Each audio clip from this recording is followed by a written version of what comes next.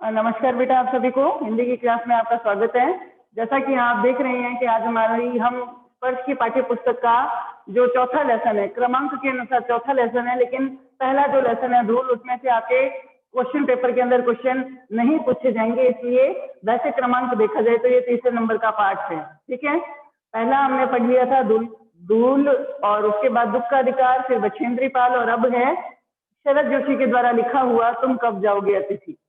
ये वास्तव में क्या है, इन लेखक का ये लेखन शैली की क्या खासियत है जिसकी वजह से इस पाठ को पढ़ने में इतनी रोचकता मिलती है, इतना हमारा मनोरंजन होता है। हंसी और व्यंग्य का पुट जो है इस पूरे पाठ को लास्ट तक यानी अंतिम शिखर तक जो है हमारे लिए बहुत ज्यादा उत्साहित बनाए रखता है, हमारे भीतर एक जिज्ञासा कायम करता है। तो इस पाठ के अंदर ऐसी क्या बात कही गई है, जैसा कि आप देख रहे हैं, तुम कब जाओगे अतिथि, यानी यहाँ अतिथि मेहमान के समक्ष एक प्रश्न प्रस्तुत किया गया है कि आप आए थे लेकिन अब तक जाने का नाम नहीं ले रहे हो, तो कब जाओगे वो समय हमें बता दो। इस पाठ को लिखने वाले लेखक के परिचय के विषय में जानकारी हासिल करनी हमें आवश्यक है, और ये लेखक जो है, इनका जन्म कब हुआ, इनकी मृत्यु कब हुई, इनकी रचनाएं कौन सी थी, रचनाओं में कैसी भाषा थी, इन रचनाओं के माध्यम से इन लेखक को प्रसिद्धि कैसे मिली, इन्होंने कौन से उपन्यास लिखे, किस तरह की उन्होंने संवाद लिखे, ये डायलॉग जो है कई कहानियों में या फिल्मों में और कई नाटकों में भी शामिल किए गए थे। तो ऐसी क्या लेखन शैली थी इनकी, इसके बारे में हम चर्चा करते हैं। तो देखिए बेटा, शरद जोशी, शरद जोशी का नाम इसलिए जाना जाता है कि हिंदी के अंदर, हिंदी के पहले व्यंग्य लेखक जिन्होंने बहुत ही अच्छे ढंग से व्यंग्य किया है के रूप में ये प्रसिद्धि पाए हुए हैं। इनका जन्म हुआ 21 मई 1931। कहाँ पर हुआ? मध्य प्रदेश के उज्जैन में, मध्य प्रदेश के उज्जैन में इनका जन्म हुआ। ठीक है, और इनकी मृत्यु, तो मृत्यु के लिए समय दिया गया है यहाँ पर 5 सितंबर। डेट आपकी बुक में नहीं दी हुई है, लेकिन यहाँ पर अगर आपको बताया जा रहा है तो ये सारी चीजें आपको अपने पेंसिल या पेन के साथ किताब या कॉपी में अंकित करते रहना है। 5 सितंबर 1991 में, और मृत्यु हुई कहाँ? मुंबई। ठीक है, शुरुआत में तो क्या थी, प्रारंभिक में यानी शुरुआती दौर में तो इनकी सरकारी नौकरी थी, लेकिन सरकारी नौकरी से त्यागपत्र दे करके ये पूर्ण रूप से जो लेखन कार्य है, लेखन कार्य से जुड़ गई, और इस लेखन कार्य को करते हुए उन्होंने कई अपनी विशेष विशेष रचनाएं भी लिखी है। क्या लिखते थे इन्होंने? मुख्य रूप से व्यंग्य लेख, व्यंग्य उपन्यास और व्यंग्य नाटक भी लिखे हैं, व्यंग्यपूर्ण नाटक भी लिखे हैं। आपने कई धारावाहिकों के नाम सुने होंगे, विक्रम बेताल और सिंहासन 25। इसी तरह से सब टीवी पर कुछ दिनों पहले आया करता था लापता गंज, इसकी सारी पटकथा शरद जोशी के द्वारा ही लिखी गई थी। कई हमने हिंदी जगत की, बॉलीवुड जो जगत की फिल्मों के नाम सुने हुए हैं, और उन फिल्मों में भी जो डायलॉग लिखे जाते थे वो व्यंग्यपूर्ण डायलॉग इनके द्वारा ही लिखे गए हैं। और इन्होंने जो है ऐसे ऐसे उपन्यास लिखे हैं, ऐसी ऐसी रचनाएं लिखी हैं जिनमें सामाजिक विसंगतियों का चित्रण किया है।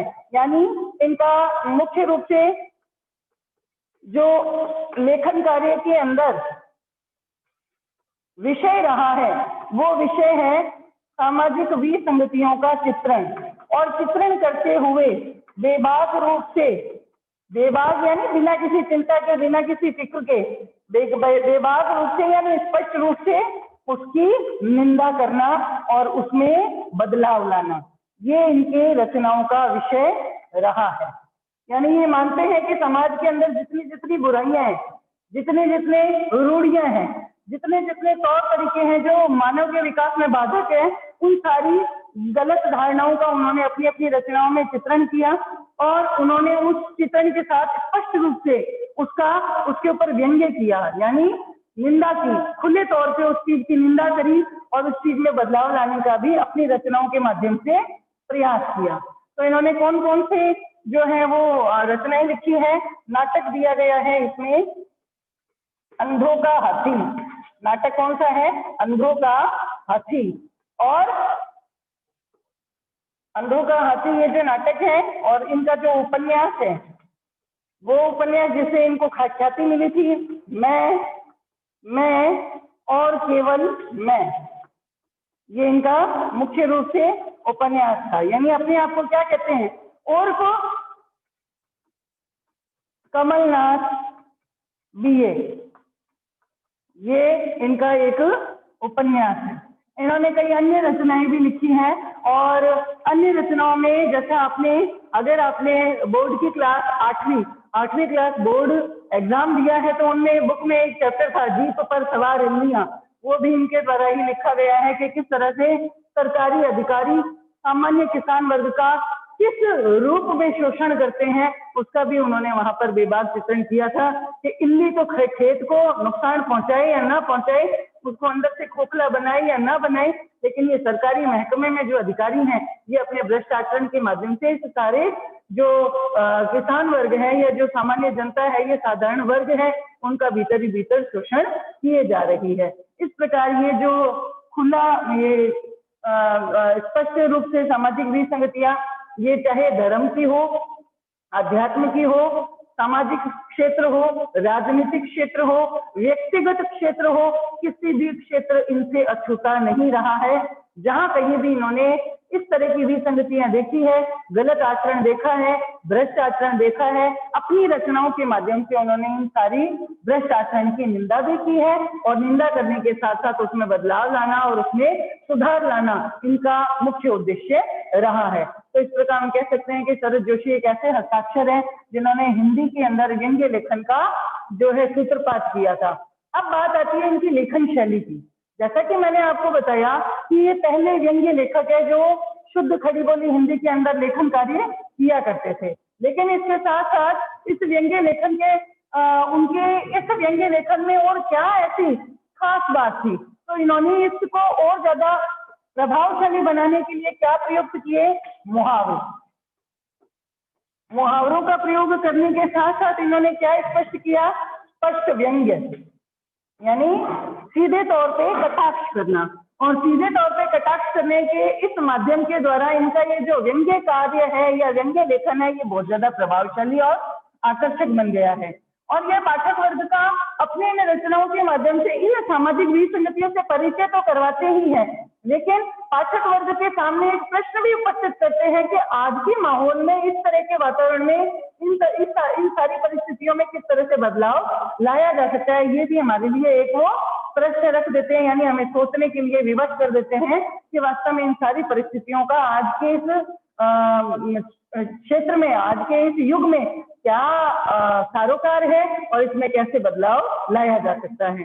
तो दोबारा से दोहरान करते हैं, शरद जोशी जिनका जन्म हुआ था 21 मई 1931 को मध्य प्रदेश के उज्जैन में, जो प्रारंभिक तौर पे सरकारी नौकरी से जुड़े हुए थे, लेकिन उन्होंने सरकारी नौकरी से त्यागपत्र देते हुए अपने भविष्य को या अपने भाग्य को लेखन कार्य में आजमाया था और लेखन कार्य करने में लग चुके थे। और इसी लेखन कार्य में इन्होंने न केवल व्यंग्य लेख, व्यंग्य उपन्यास, व्यंग्य नाटक, बल्कि कई ऐसी रचनाएं लिखी थी, कई ऐसी पटकथाएं लिखी थी, कई ऐसे संवाद लिखे थे, जिनके कारण ये कई नाटकों की पटकथाएं भी लिख चुके हैं, जिनमें नाम आता है विक्रम बेताल और सिंहासन बत्तीसी, और इसी तरह से सब टीवी पर प्रसारित होने वाला लापतागंज, और इसी तरह से बॉलीवुड फिल्म की कई फिल्मों के अंदर इन्होंने अपने द्वारा लिखे हुए संवाद भी काम में लिए हैं। साथ साथ में इन्होंने उपन्यास लिखे। इनके द्वारा लिखा गया मुख्य उपन्यास मैं और केवल मैं, अर्थात या उर्फ कमलनाथ बीए। इसी तरह से इन्होंने नाटक भी लिखा, अंधों का हाथी और एक था गधा, और वो गधा जो है कैसा था। इनके नाटकों का या उपन्यासों का जो शीर्षक रखा गया है, वो वास्तव में किसी एक पात्र को टारगेट बनाकर रखा गया है। वो ऐसा पात्र है जो न केवल धर्म, आध्यात्म, समाज या राजनीति, बल्कि व्यक्तिगत तौर पे भी भ्रष्ट हो चुका है, और उसके इस भ्रष्ट आचरण को समाज के सामने यानी विसंगति के रूप में सामने प्रस्तुत करना, उसकी खुले तौर पे निंदा करना और उसमें वापस से बदलाव लाने के लिए प्रयास करना, ये इनका मुख्य उद्देश्य रहा है।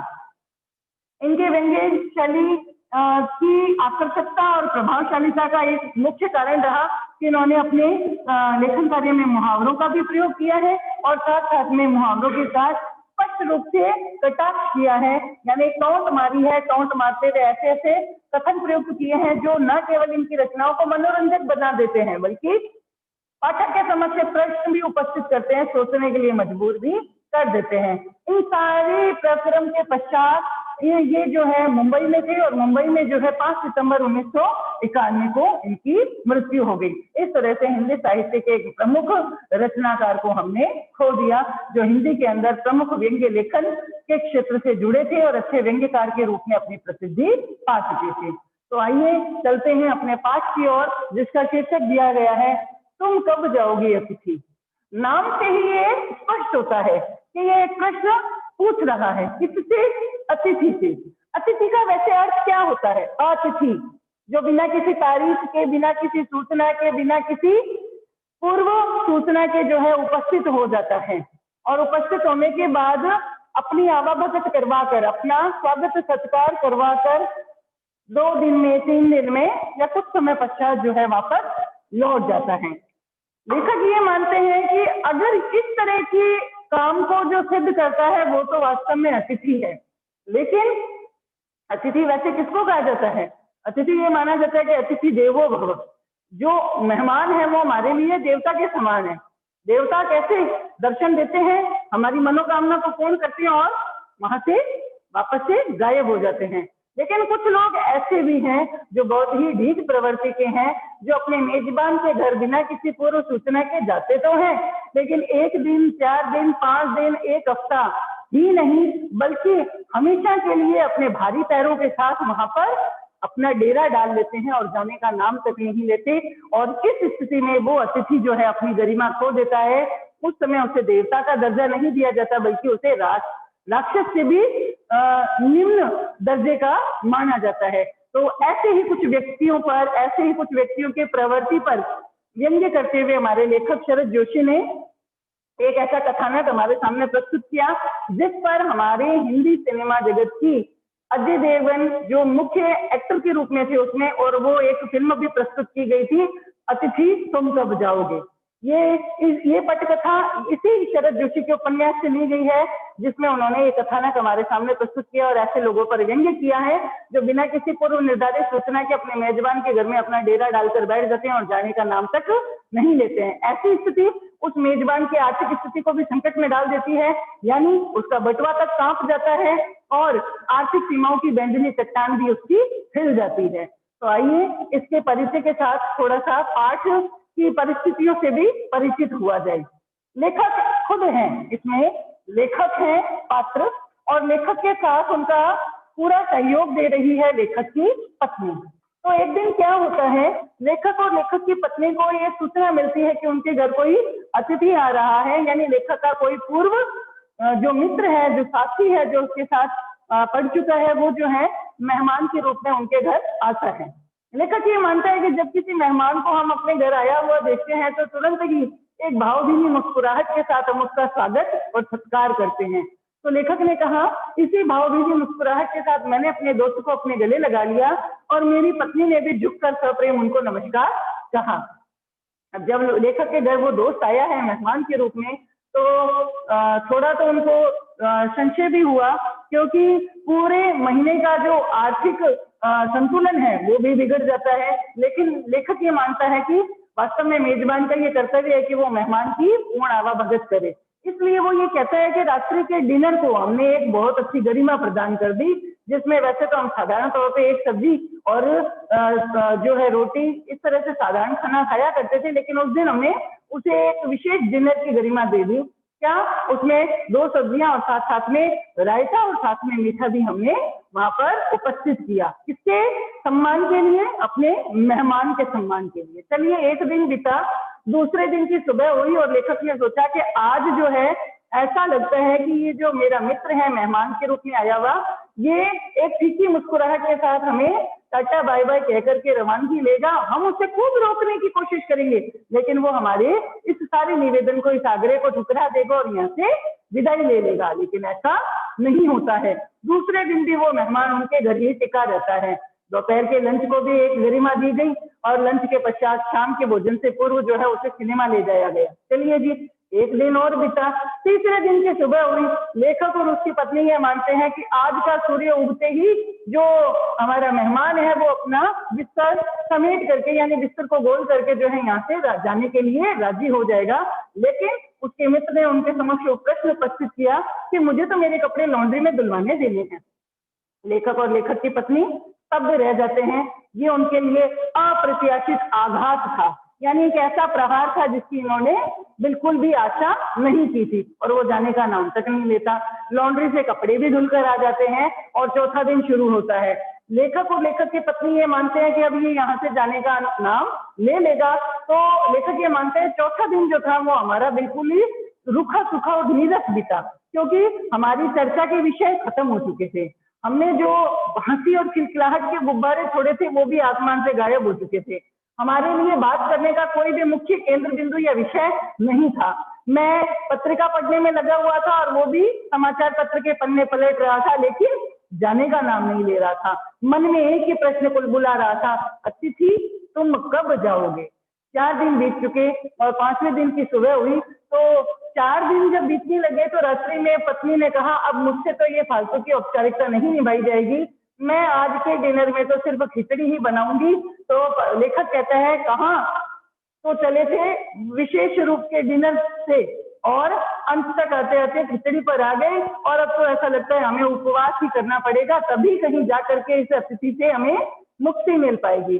5वें दिन का सूर्य उदित होता है। लेखक ये मानता है कि सूर्य का प्रकाश जब इस मेहमान के चेहरे को छुएगा तो इसको लगेगा कि अब तो मुझे यहाँ से चले जाना चाहिए, क्योंकि लेखक मानता है कि सभी को अपने घर रहना अच्छा लगता है, लेकिन अपने घर के अलावा दूसरों के घर की शांति को क्यों भंग किया जाए, ये तो उस व्यक्ति को सोचना जरूरी है।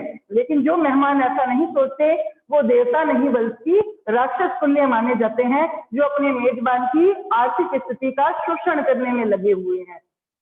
ऐसा मानकर लेखक ये कहता है कि 5वां दिन है और हम ये उम्मीद कर रहे हैं कि शायद ये अतिथि जाने का नाम ले लेगा, लेकिन अंततः लेखक और उसकी पत्नी इसी उम्मीद के साथ खड़े रहते हैं, और वो जो उसका मित्र है मेहमान के रूप में वहीं पर टिका रहता है और जाने का बिल्कुल भी नाम नहीं लेता है।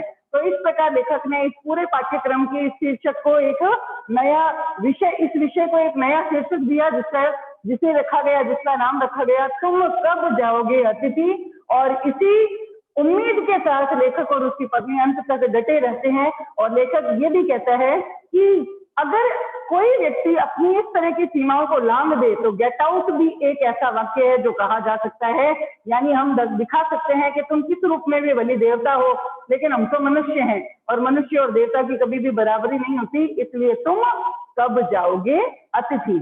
तो ये थी इस पूरे कथानक का पूर्ण विषय, जिसकी जानकारी मैंने आपको इस कक्षा में दे दी है। तो आज की कक्षा में हमने शरद जोशी के जीवन परिचय, उनका रचना कार्य, उनकी रचना शैली की जानकारी हासिल करी, और जो उनका पाठ है जिसका शीर्षक दिया गया है तुम कब जाओगे अतिथि, जो शरद जोशी के द्वारा लिखा हुआ है, उसके कथानक और उसके पूर्ण विषय वस्तु से भी मैंने आपको परिचित करवा दिया है। आज की कक्षा में मैं ये मानती हूँ आपको ये पूरा कथानक जो है एक बारी अच्छे से समझ आया होगा। अब हम पाठ्य पुस्तक के अध्ययन और अध्यापन के साथ इस पाठ को आगे की ओर बढ़ाएंगे। धन्यवाद बेटा।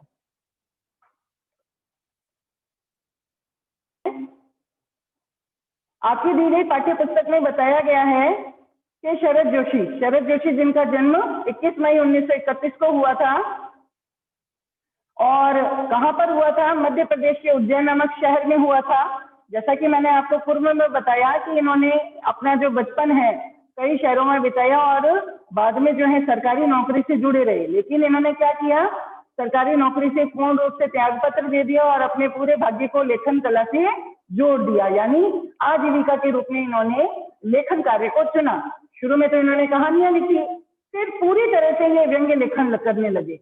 इन्होंने न केवल व्यंग्य लेख बल्कि व्यंग्य उपन्यास और व्यंग्य कॉलम भी लिखे, और इतने हास्य व्यंग्यपूर्ण थे कि इनकी इन पटकथाओं को कई सीरियल्स की कहानियों की पटकथा के रूप में भी अपनाया गया, और इन्होंने कई नाटकों के और फिल्मों के संवाद भी लिखे। उनमें आपको पता है पुराने धारावाहिक थे मालगुडी डेज, विक्रम बेताल, सिंहासन बत्तीसी, लापता गंज। इनके जो पटकथाएं हैं, ये डायलॉग है, इनके द्वारा ही लिखे गए हैं। इसके अलावा कई फिल्मों में भी इन्होंने डायलॉग राइटिंग की है। हिंदी व्यंग्य को प्रतिष्ठा दिलाने वाले प्रमुख व्यंग्यकारों में शरद जोशी एक है। इन्होंने जो व्यंग्य कृतियां लिखी उनमें है परिक्रमा, किसी बहाने, जीप पर सवार इंडिया, तिलिस्म, राह किनारे बैठ, दूसरी सतह, प्रतिदिन। और उन्होंने नाटक भी लिखे, एक तो था अंधों का हाथी और दूसरा नाटक था एक था गधा। जैसा कि आपको इसके शीर्षक से भी पता चलता है कि इन्होंने वास्तव में किसको टारगेट बनाकर लिखा होगा, जो इस राजनीति के अंदर बहुत उच्च पद पर आसीन है, लेकिन अपनी दूरदर्शिता से नहीं स्वार्थपरता से काम कर रहा है। उन व्यक्तियों को इन्होंने वहां पर टारगेट बनाया है। उन्होंने एक नॉवल भी लिखा और जिसका टाइटल रखा मैं और केवल मैं, उर्फ कमलमुख बीए। शरद जोशी की जो लेखन कला है उनमें उनकी भाषा बहुत सरल और सहज है, लेकिन उसे भी बहुत ज्यादा आकर्षक और प्रभावशाली बनाया उन्होंने मुहावरों के द्वारा, और हाथ परिहास का हल्का स्पर्श देकर उसको और ज्यादा रोचक बना दिया। इन्होंने धर्म, अध्यात्म, राजनीति, सामाजिक जीवन, व्यक्तिगत आचरण, हर किसी क्षेत्र में अपनी पैनी नजर के माध्यम से कुछ न कुछ व्यंग्य कॉलम लिखा था। इन्होंने अपनी व्यंग्य रचनाओं में समाज में पाई जाने वाली बुराइयों का स्पष्ट रूप से चित्रण किया। विसंगति का क्या अर्थ है? बुराइयों का। पाठक इस चित्रण को पढ़कर चकित भी होता है और सोचने के लिए मजबूर भी हो जाता है।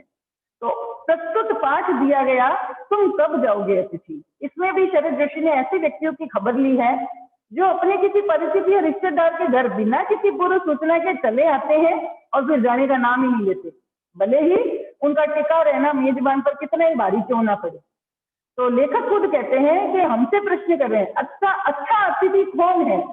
वह जो पहले ही अपने आने की सूचना देकर आए और एक दो दिन की मेहमानी करवा के विदा हो जाए, या वह जिसके आगमन के बाद मेजबान वो सारी बातें सोचने के लिए मजबूर हो जाए जो इस पाठ का लेखक यानी इस पाठ का मेजबान निरंतर सोच रहा है। अब वो जो लेखक है वो क्या बातें सोच रहा है, इसमें स्पष्ट रूप से दिया गया है कि किस तरह की बातों को वो वहां पर लेखक जो है मेजबान के रूप में सोच रहा है। देखो बेचारा कह रहा है, पाठ की शुरुआत कर रहे हैं, तुम कब जाओगे अतिथि, और वो प्रश्न करता है कि आज तुम्हारे आने का चौथा दिन है और ये प्रश्न मेरे मन में बार बार आ रहा है, तुम कब जाओगे अतिथि। तो इस पाठ के विषय में हम अपनी कल की कक्षा में जानकारी हासिल करेंगे। आज के लिए लेखक की रचना का परिचय इतना ही काफी है। धन्यवाद।